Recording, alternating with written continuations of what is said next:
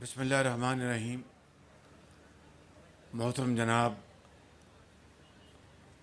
رانا ثناء اللہ خان،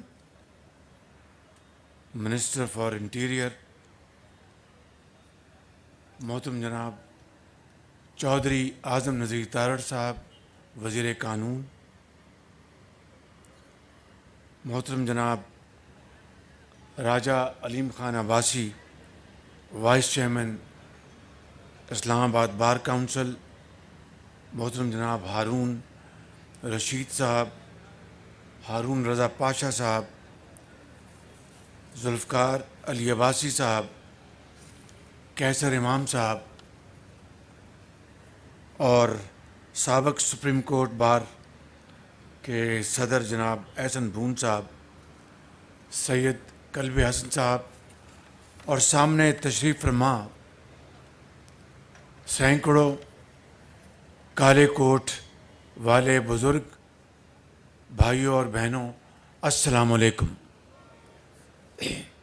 میرے لیے آج یہ ایک بڑا خوشی کا موقع ہے کہ یہاں پر آج لائرز کمپلیکس کا سنگ بنیاد رکھا گیا، جس کے لیے 1.8 ارب روپے کی رقم مختص کی گئی ہے. کاش اس رقم کا یہاں پر اعلان نہ کیا جاتا، کیونکہ مجھے ڈر یہ ہے کہ کہیں حکم نہ آ جائے کہ یہ الیکشن کمیشن کے حوالے کر دیں. بارکیف اگر ایسی صورت پیدا ہوئی تو آپ کالے کوٹ والے ہیں، آپ خود ہی اس کو اچھی طرح اس کو ڈیفینڈ کر لیں گے انشاءاللہ. لیکن یہاں پر یہ بات میں ڈنکے کی چوٹ پر کہنا چاہتا ہوں کہ آپ معاشرے کے اس ممتاز طبقے سے آپ کا تعلق ہے جنہوں نے قانون کی حکمرانی، عدلیہ کی بحالی اور انصاف کے حصول کے لیے آپ نے پاکستان مارز وجود میں آنے کے بعد اب تک اور آئندہ بھی آپ قربانیاں آپ نے دی ہیں، جدوجہد کی ہے، اور یہ آپ نے جو آج مقام حاصل کیا ہے یہ کسی نے آپ کو پلیٹ پہ رکھ کے نہیں دیا، یہ آپ نے خود یہ جنگ لڑی عدل اور انصاف کے لیے، اور آج اس کا میں سمجھتا ہوں کہ بجا طور پر اس کا کریڈٹ آپ کے سروں پر ہے. میں جناب چودھری اعظم نذیر تارڑ صاحب کو مبارکباد پیش کرنا چاہتا ہوں، جناب رانا ثناء اللہ صاحب کو، کہ انہوں نے اس لائرز کمپلیکس کے لیے آپ کے لیے پوری تندہی سے یہ کارنامہ انجام دیا، وگرنہ یہ کولڈ سٹوریج میں پڑا تھا، کاغذوں میں تھا. لیکن کمشنر سی ڈی اے یہاں پر ہوں گے اور ڈپٹی کمشنر بھی ہیں، مجھے نہیں معلوم کہ اس میں سپورٹس کمپلیکس شامل ہے کہ نہیں. اگر سپورٹس کمپلیکس نہیں ہے تو اس کو شامل کیا جائے، تاکہ اس کے بغیر وکلاء اپنا مقدمہ صحیح طور پر نہیں لڑ سکتے. میرے کالج کے میرے کلاس فیلو تو گورنمنٹ کالج میں ہارون رحیم، وہ اللہ کو پیارے ہو گئے، وہ 10 سٹار تھے. تو ان کے والد سے کبھی میں ملتا تھا تو انہوں نے بتایا کہ میں ہارون، جب امتحان ہوتے ہیں تو میں ہارون کو کہتا ہوں کہ 2 سیٹ کھیل کے جاؤ تاکہ امتحان کے مرکز میں تمہارا دماغ تر و تازہ رہے گا. تو اس لیے یہاں پر sports complex should be part and parcel of this lawyers complex, اور اس میں سوئمنگ پول بھی ہونا چاہیے، خواتین کے لیے علیحدہ، خواتین کے لیے علیحدہ اور مردوں کے لیے علیحدہ یہاں پر سوئمنگ پول ہونا چاہیے، تاکہ یہ جو دیکھیے آج کے زمانے میں اگر سپورٹس کمپلیکس نہیں ہوگا تو لائرز کمپلیکس کی کوئی حیثیت نہیں ہے. تو اس لیے میں آپ کو یہ تحفہ بھی میں آپ کو دینا چاہتا ہوں، لیکن اس کے لیے رقم کہاں سے آئے گی وہ میں آپ کو کان میں بتا دوں گا انشاءاللہ. میرے بزرگوں، بھائیوں اور بہنوں، یہاں پر آئین اور قانون کی حکمرانی کی بات کی عباسی صاحب نے بجا طور پر، اور آپ سے زیادہ اس کے لیے کسی نے بھی اسٹرگل نہیں کی، اور اس کا جو اصل میں اس کا جو اندازہ ہے وہ آپ سے زیادہ کوئی نہیں کر سکتا۔ اور یہ حقیقت یہ ہے کہ جہاں پر آپ نے عدلیہ کی بحالی کے لیے ڈنڈے کھائے، گولیاں کھائیں، اور دن رات آپ نے، اور ہر جگہ پورے پاکستان میں آپ نے جلوس نکالے، ریلیاں نکالی، میں آج کہنا چاہتا ہوں کہ ہمیں تو یہ حکم دیا جاتا ہے کہ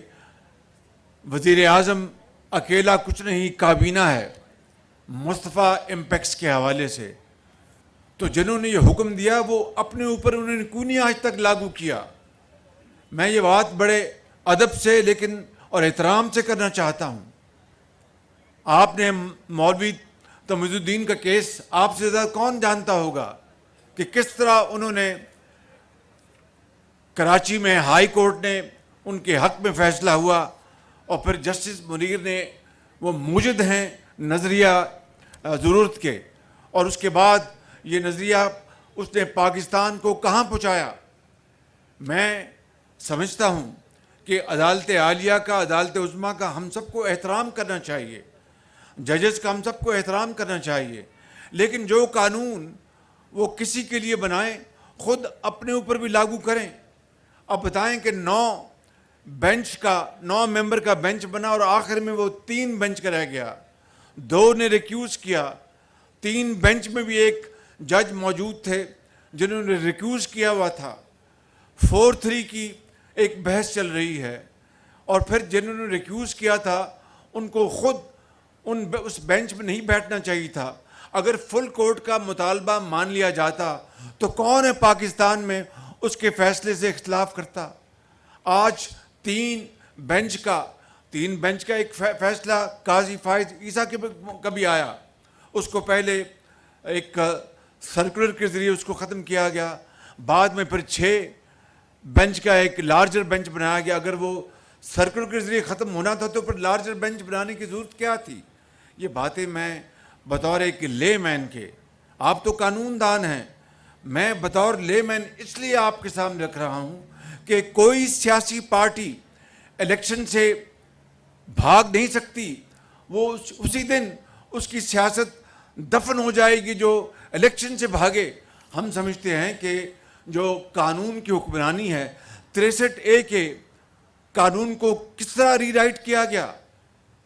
اور ڈھڑائی کے ساتھ ری رائٹ کیا گیا، اور ہم نے اپیل دائر کی ہوئی ہے، اس کا کوئی آج تک اس کا اتا پتہ نہیں ہے۔ اسی فیصلے میں جو پولیٹیکل پارٹیز نے بار بار استدعا کی کہ ہمیں اس کا پارٹی بنایا جائے، کسی نے اس کا نوٹس نہیں لیا۔ میں یہ سمجھتا ہوں کہ آج وقت آ گیا ہے کہ ہم سب سٹیک ہولڈرز، ہمیں اپنے گریباں میں جھانکنا ہوگا، اور ہمیں یہ فیصلہ کرنا ہوگا کہ ہم نے پاکستان کے مستقبل اور آئندہ آنے والی نسلوں کو، ہم نے ان کا مستقبل ہم نے محفوظ کرنا ہے، یہ اپنی خدا نخواستہ ذاتی پسند ناپسند کی لڑائیاں لڑ کے اس ملک پاکستان، خداداد ملک پاکستان کو ایسی جگہ پہنچانا ہے کہ جس سے کہ واپسی ناممکن ہو جائے۔ اس لیے میں اب روزے کے افطار کا وقت ہوا چاہتا ہے، میں روزے کے افطار اور آپ کے درمیان میں حائل نہیں ہونا چاہتا۔ آخر میں صرف یہ کہنا چاہتا ہوں کہ ہمیں عدالت عظمیٰ سے ہم آج بھی یہ کہیں گے کہ وہ اپنے اس فیصلے کو ریویو کریں، فل کورٹ بنا دیں، جن ججز نے ریکیوز کیا تھا وہ نہ بیٹھیں، جو فیصلہ ہوگا ہم اس کو قبول کر لیں گے۔ اس سے بڑھ کر اور کیا بات ہو سکتی ہے؟ میں سمجھتا ہوں کہ یہی جو بڑا آدمی وہی ہے جو اپنی غلطی تسلیم کر لے، میں ہوں یا کوئی اور ہو، ہمیں پاکستان کا مستقبل بچانا ہے۔ آج بڑے بڑے چیلنجز کا ہمیں سامنا، اور ان چیلنج کا سامنا اکیلا میں یا میری حکومت نہیں کر سکتی، ہم سب کو مل کر کرنا ہوگا، تمام سٹیک ہولڈرز کو اپنا حصہ ڈالنا ہوگا. اس لیے میں سمجھتا ہوں کہ آج بھی میں سمجھتا ہوں کہ پنجابی میں کہتے ہیں کہ ڈولے میرے سے کچھ نہیں بگڑا. ابھی بھی موقع ہے کہ ہم ٹھنڈے دل کے ساتھ، صبر کے ساتھ ہم سوچیں اور وہ فیصلہ کریں جو پاکستان کے بہترین مفاد میں ہے. میں آپ سب کو، کالے کوٹ والوں کو سلام کرتا ہوں. آپ کی جرأت پر، آپ کی ہمت پر اور آپ کی عظمت پر اللہ تعالیٰ پاکستان کو ہمیشہ محفوظ رکھے اور پاکستان کو صحیح معنوں میں اقبال اور قائد کا پاکستان بنائے. پاکستان پائندہ باد.